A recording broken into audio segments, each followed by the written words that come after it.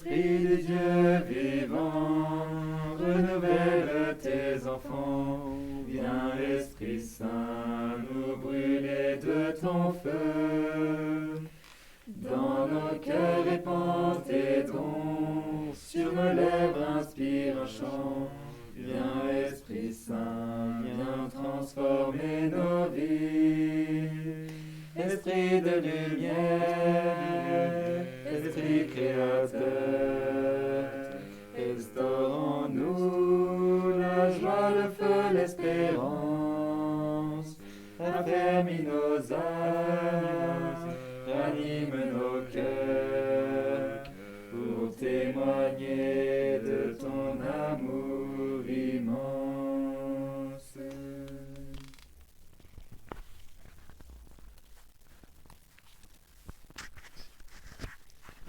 Bonjour à tous et toutes, nous nous retrouvons de nouveau pour un temps de partage de la parole, pour nous nourrir de la parole dans ces temps où nous sommes davantage que d'habitude privés de l'Eucharistie, mais la parole est aussi une nourriture pour nous.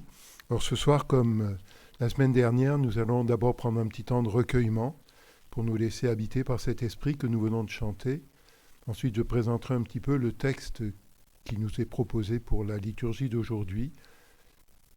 On l'écoutera et ensuite on partagera un mot qui nous parle et puis dans un deuxième tour ce que ça évoque pour nous. Et puis je reprendrai quelques points pour conclure.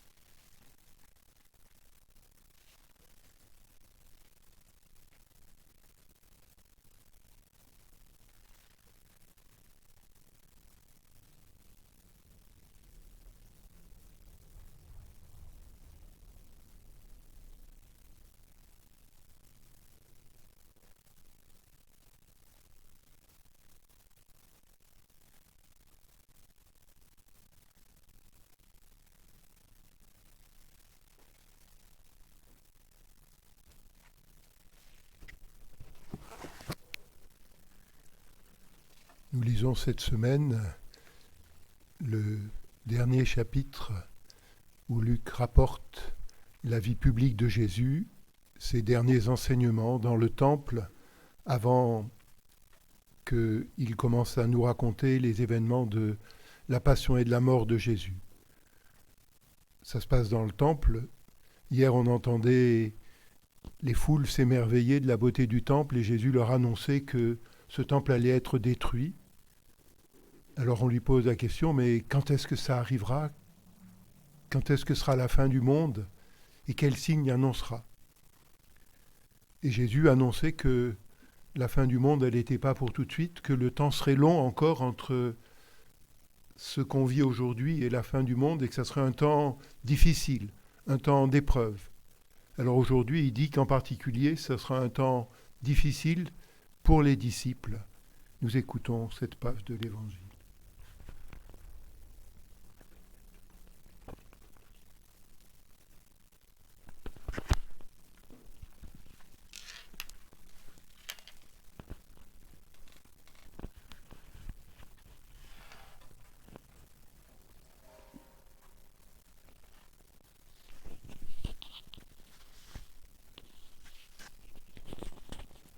En ce temps-là, Jésus disait à ses disciples : « On portera la main sur vous et l'on vous persécutera. On vous livrera aux synagogues et aux prisons. On vous fera comparaître devant des rois et des gouverneurs, à cause de mon nom. Cela vous amènera à rendre témoignage. Mettez-vous donc dans l'esprit que vous n'avez pas à vous préoccuper de votre défense. C'est moi qui vous donnerai un langage et une sagesse à laquelle tous vos adversaires ne pourront ni résister ni s'opposer. Vous serez livrés même par vos parents, vos frères, votre famille et vos amis. Et ils feront mettre à mort certains d'entre vous. Vous serez détestés de tous à cause de mon nom. Mais pas un cheveu de votre tête ne sera perdu, car c'est par votre persévérance que vous garderez votre vie. »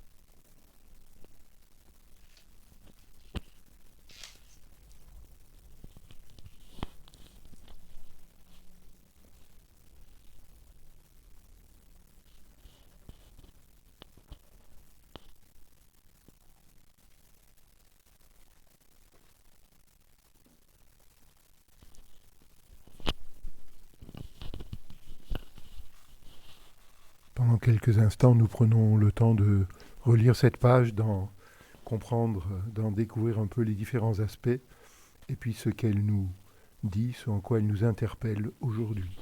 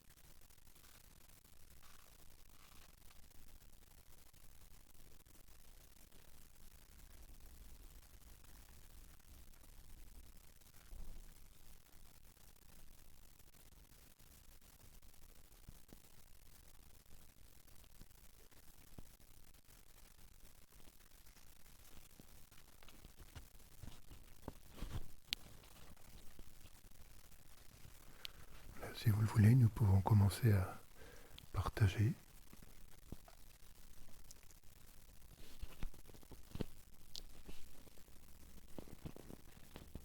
Vous n'avez pas à vous préoccuper de votre défense.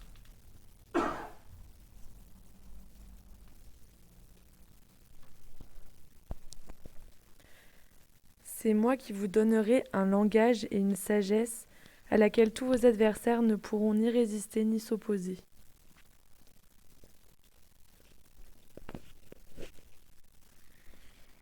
Vous serez détestés de tous à cause de mon nom, mais pas un cheveu de votre tête ne sera perdu.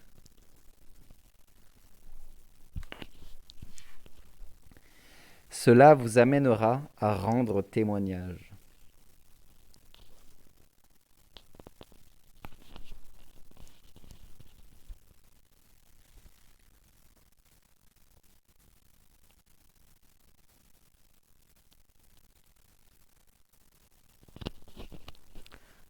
Cela vous amènera à rendre témoignage.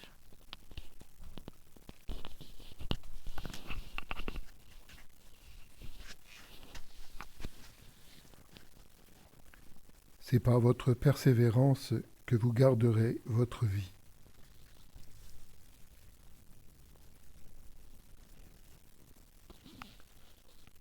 Nous pouvons nous dire maintenant ce qui nous a parlé dans la phrase, le mot que nous avons retenu.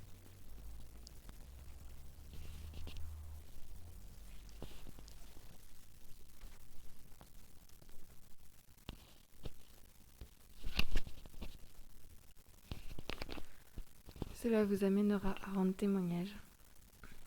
Cette phrase m'a touchée parce qu'elle va avec la petite phrase « C'est moi qui vous donnerai un langage et une sagesse ». Cette notion de comprendre qu'il faut témoigner, mais qu'on n'est pas tout seul. Que Jésus est là et que au moment de dire à nos frères notre foi, de témoigner devant les autres notre chemin de foi et notre amour pour Dieu, on n'est pas tout seul et on peut demander l'aide de l'Esprit Saint et que c'est lui qui nous donnera un langage et une sagesse.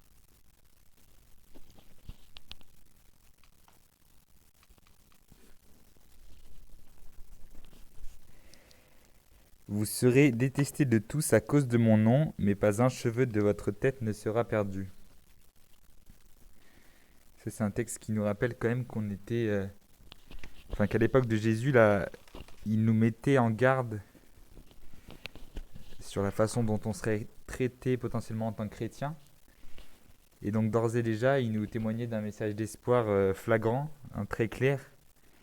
Malgré les insultes, malgré les propos qui seront tenus à notre égard, parce qu'on témoignera de notre amour pour le Christ, Ben, malgré tout cela, le Christ il a prévu un backup et donc il nous protégera. Il nous protège aujourd'hui. Il nous protège aujourd'hui, nous aussi en tant que chrétiens, dans notre société actuelle qui est pas forcément tout le temps évident non plus en tant que chrétien. Et ben on le sait, c'est écrit noir sur blanc, on est protégé et notre intégrité sera protégée quoi qu'il advienne. Voilà. Et il a soin de prendre justement de prendre soin de l'intégralité de notre être. Pas un seul de nos cheveux ne sera perdu. Voilà. Très consciencieux dans cette action.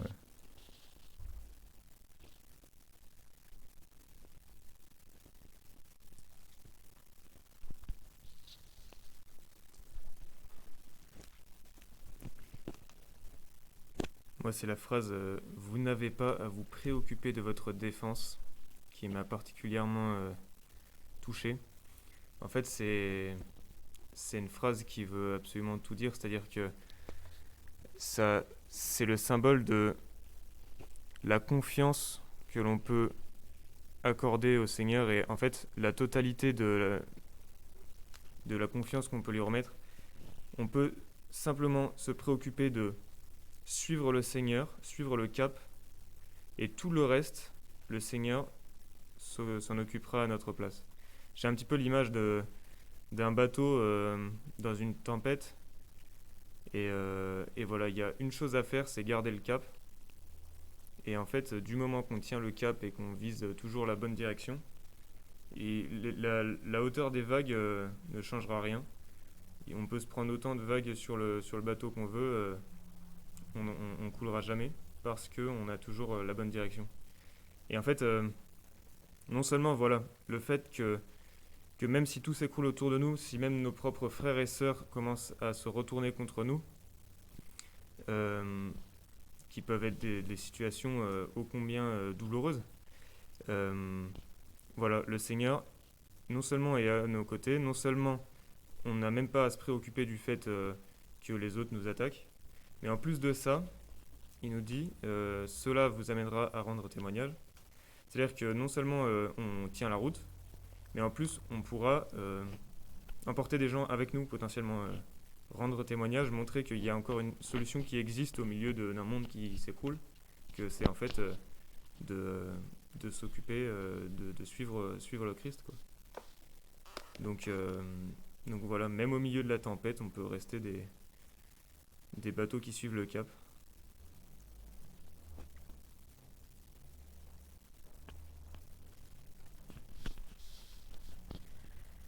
C'est moi qui vous donnerai un langage et une sagesse. Ça rejoint un peu ce que tu disais, Sigrid. En fait, moi, ça me parle parce que je suis persuadée que l'Esprit Saint parle à travers nous. Notamment, des fois, dans des discussions, je me dis, mais qu'est-ce que je vais pouvoir répondre?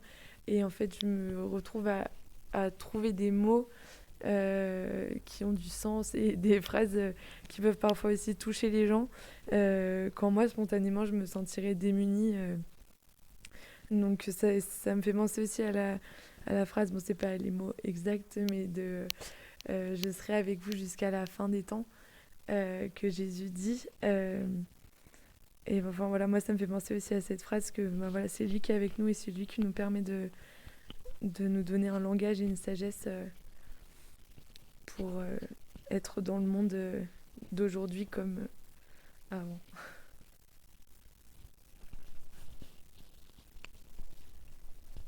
Cela vous amènera à rendre témoignage. Effectivement, ça rejoint un peu ce qu'ont dit les autres, mais il y a régulièrement des moments où c'est pas toujours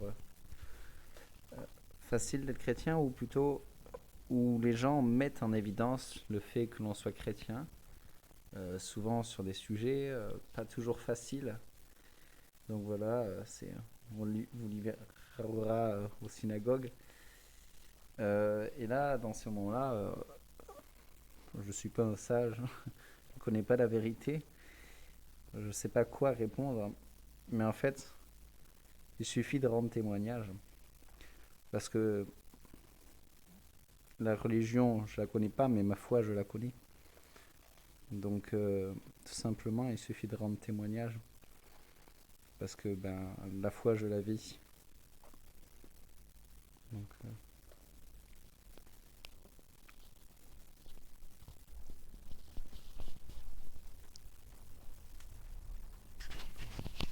Moi, j'avais retenu la dernière phrase. C'est par votre persévérance que vous garderez votre vie. La vie, elle nous est donnée. Elle nous est donnée par le Christ.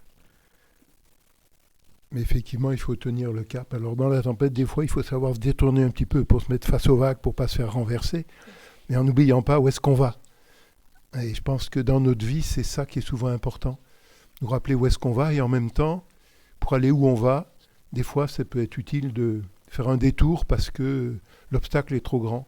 Mais par contre, il faut continuer à garder le cap en se disant, quand on aura passé la vague, alors on pourra se remettre dans le sens du cap où on veut aller. Une autre chose aussi qui me frappe, qui me paraît importante, quand Jésus nous dit « l'Esprit vous donnera », ou lui, il a dit « moi je vous donnerai un langage et une sagesse à laquelle tous vos adversaires ne pourront résister ni s'opposer », je crois que ça ne nous dispense pas de notre intelligence. Ça ne nous dispense pas d'essayer de mieux comprendre pour nous-mêmes ce qui est au cœur de notre foi, de mieux comprendre pour nous-mêmes ce que la tradition de l'Église nous fait découvrir de cette vie chrétienne. C'est pas à dire, moi j'en sais, plus le Seigneur dira de choses. Je crois que c'est important de jamais oublier cette dimension-là. Et en même temps, effectivement, tu le disais tout à l'heure, très souvent on va s'apercevoir que les mots qu'on dit dépassent ce qu'on croyait pouvoir dire. Et même d'une autre manière, les mots que nous disons sont retenus, ils sont entendus autrement que nous le pensions, parce que finalement l'Esprit est à l'œuvre en nous pour parler, mais en l'autre pour écouter aussi. Et je pense que c'est aussi important. Témoigner, je trouve là dans mon livre la phrase qu'on a mise du pape François, mettre en pratique la charité est la meilleure manière d'évangéliser. Je pense qu'il ne faut jamais qu'on oublie non plus cette dimension-là. Ce qui nous amènera devant les tribunaux, éventuellement, c'est qu'on aura été fidèle à servir le Christ et que cette fidélité dérange. Jésus lui-même a été dérangeant. Jésus lui-même a fait l'expérience d'être rejeté. Ce qu'il nous dit, c'est que grâce à sa victoire, la vie nous est offerte, la vie nous est assurée. À nous de ne pas la perdre, de ne pas l'oublier. Peut-être que c'est ce chemin-là qui peut être important, découvrir que dans les épreuves, dans les tempêtes, nous ne sommes pas seuls, que ce que nous avons découvert du Christ nous éclaire, que ce que nous vivons du Christ nous permet d'être un témoin et que de temps en temps, on est amené effectivement à expliciter par la parole le sens de ce qu'on essaye de vivre. Ce chemin-là, c'est un chemin qui est accessible à tous et nous avons la chance de ne pas risquer notre vie, mais Jésus dit, certains parmi vous seront mis à mort, et Paul et Pierre et les apôtres et beaucoup d'autres, à l'époque où Luc écrit son évangile, étaient mis à mort. Ils perdent leur vie de la terre, mais parce qu'ils sont allés jusqu'au bout, ils ne perdent pas la vie que le Christ nous offre, la vie qui est transformation de notre existence. Et c'est notre espérance. Les temps sont difficiles, ils l'ont toujours été, ils le seront jusqu'à la fin. Mais le Christ est avec nous, tu le disais, je suis avec vous jusqu'à la fin des jours, je suis avec vous jusqu'à la fin du temps. L'Esprit est là, qui nous mène et qui nous aide qui nous soutient dans notre fidélité à la parole mise en œuvre et à la parole proclamée.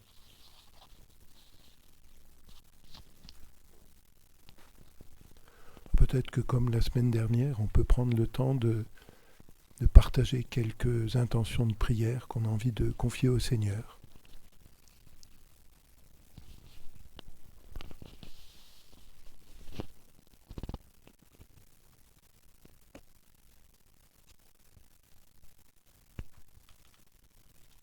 Seigneur, je te confie tous les chrétiens qui sont persécutés pour leur foi à travers le monde. Accompagne-les dans ce qu'ils vivent et dans les difficultés qu'ils traversent et envoie ton esprit pour les aider.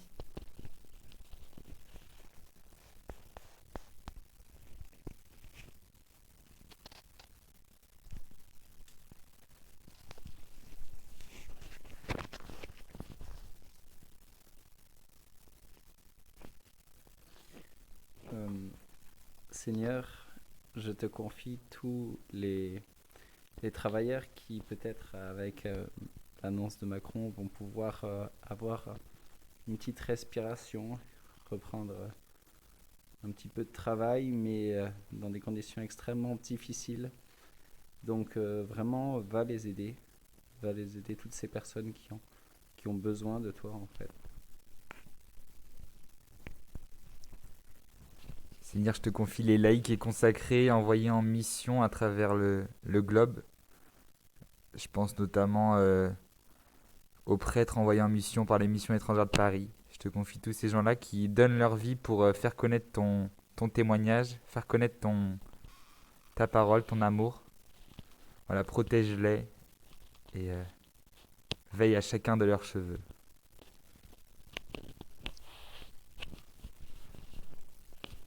Seigneur, je veux te confier ce temps de l'Avent, tout le stress que cela engendre de ne pas avoir un Noël comme les autres. Je te confie tous les chrétiens, tout le monde pour ce temps de l'Avent, qu'on puisse retrouver l'essentiel de Noël et être unis dans la prière.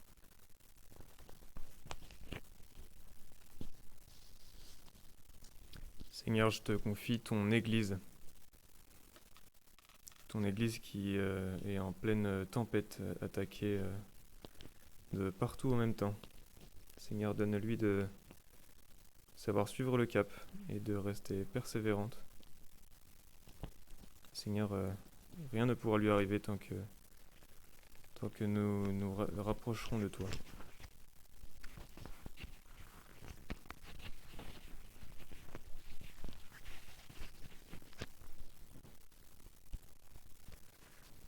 Seigneur, je te confie toutes celles et ceux qui s'engagent au risque de leur vie, au service de leurs frères, au service de la paix, au service de la fraternité, quelle que soit leur histoire ou leur religion. Que ton esprit les accompagne et les soutienne, qu'ils puissent savoir que leur combat a du sens, même quand il paraît ne pas aboutir. Donne-leur la joie de savoir qu'ils vont vers la vie.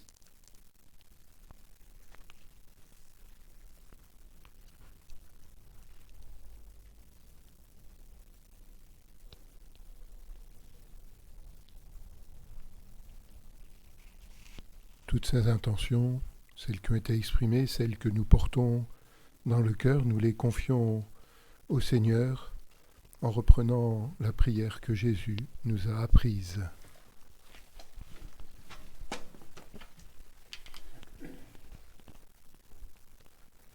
Notre Père, qui es aux cieux, que ton nom soit sanctifié, que ton règne vienne, que ta volonté soit faite sur la terre comme au ciel. Donne-nous aujourd'hui notre pain de ce jour. Pardonne-nous nos offenses, comme nous pardonnons aussi à ceux qui nous ont offensés. Et ne nous laisse pas entrer en tentation, mais délivre-nous du mal. Car c'est à toi qu'appartiennent le règne, la puissance et la gloire, pour les siècles et des siècles. Amen. Et que Dieu, dans l'amour est tout-puissant, nous bénisse et nous garde, le Père, le Fils et le Saint-Esprit. Amen. Amen.